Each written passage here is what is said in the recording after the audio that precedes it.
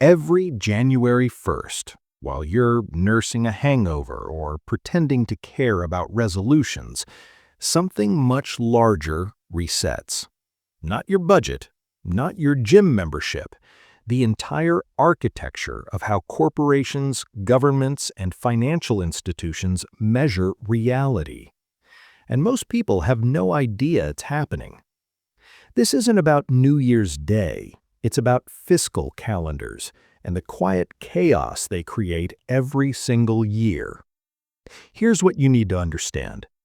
The calendar year, January to December, is arbitrary, a human invention, but we've built the entire global economy on top of it.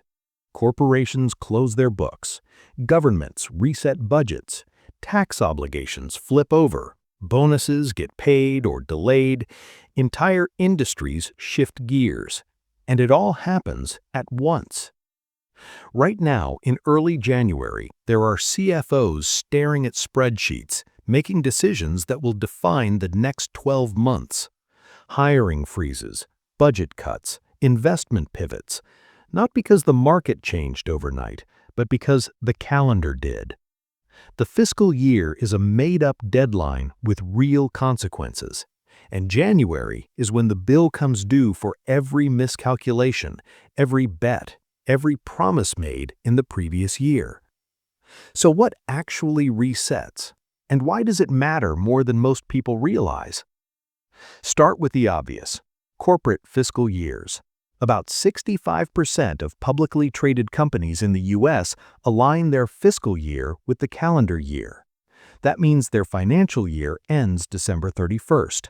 Every asset, every liability, every revenue stream gets locked in. The books close. And then the performance reviews begin. Did the company hit its targets? Did revenue grow? Did profit margins expand? If the answer is no, January becomes a month of recalibration. Departments that overspent get their budget slashed, projects that underperformed get quietly managed out.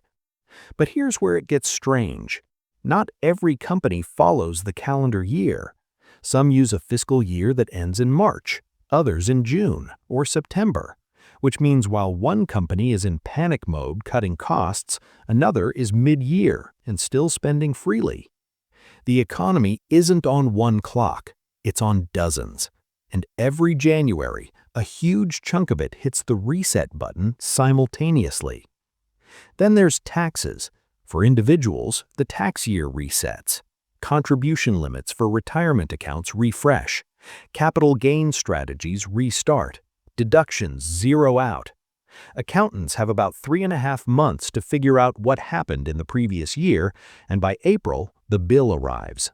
For corporations, it's worse. They're not just closing books, they're preparing to justify those books to investors, regulators, and the IRS. But the real reset isn't about accounting, it's psychological, and it's expensive. Every January, companies make a decision. Do we invest in growth, or do we protect the balance sheet? Do we hire aggressively, or do we freeze headcount? Do we buy back stock, or do we hold cash?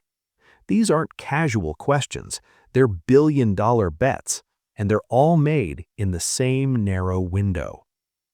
Here's the uncomfortable part. A lot of these decisions aren't based on what's actually happening in the economy. They're based on what happened in the last quarter of the previous year, November, December, 2 months that are often distorted by holiday spending, year-end sales pushes, and desperate attempts to hit annual targets. So the data that informs January decisions is often the least reliable data of the year, but it's treated as gospel because it's the most recent. Investment banks reset too. Bonuses get paid in January and February, and once those bonuses hit, behavior changes. Traders who were taking aggressive positions in December suddenly turn conservative. Risk appetites shrink, not because the market shifted, because they just got paid. The same pattern plays out in venture capital. Most funds operate on a calendar year, which means January is when they evaluate their portfolio. Who's thriving? Who's dying? who gets another round of funding, and who gets quietly written off. If your startup's metrics looked weak in December, January is when the call comes, the polite one, the one that starts with, "We need to talk about runway." Now here's the irony.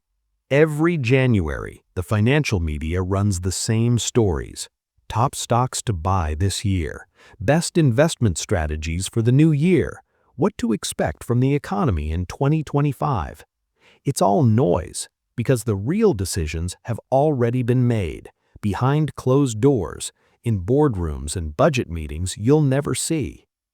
The market doesn't care about your New Year's resolution. It cares about whether corporations hit their earnings targets, whether central banks adjust rates, whether employment numbers tick up or down.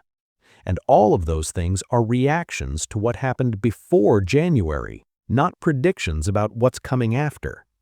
Yet we treat January like a fresh start, a clean slate, as if the economy itself is resetting. It's not. It's just changing the page on the calendar. The debt is still there. The obligations are still there. The structural problems are still there. Only now they're filed under a new fiscal year. So what does this mean for the average person, for someone who isn't a CFO or a portfolio manager? It means January is when the economy is most volatile, not because of external shocks, but because of internal recalibrations. Hiring slows, spending tightens, uncertainty spikes. Not because anything fundamentally changed, but because the calendar flipped. It also means timing matters more than most people realize. If you're job hunting, January is one of the worst months. Budgets are frozen. Hiring managers are waiting for clarity. The same job that was open in November might be on hold until March. If you're negotiating a raise, December is better than January, because in December, companies are still operating under the old budget. In January, they're operating under the new one, and the new one is always tighter. If you're watching your investments, expect weirdness in the first quarter because everyone is recalibrating at once. The market doesn't move smoothly when half the participants just hit the reset button. And if you're running a business, January is when you find out if your assumptions about the previous year were correct. If they weren't, February is when you start fixing them or laying people off. Every January, the economy doesn't reset. It flinches, it recalculates, it adjusts to the scorecard of the previous 12 months, and then it pretends everything is new. But the cycle is the same, the pressures are the same, the incentives are the same. The calendar changes, the system doesn't. So the next time someone tells you January is a fresh start, ask them this: for who? Because somewhere, right now, someone is staring at a spreadsheet that says otherwise.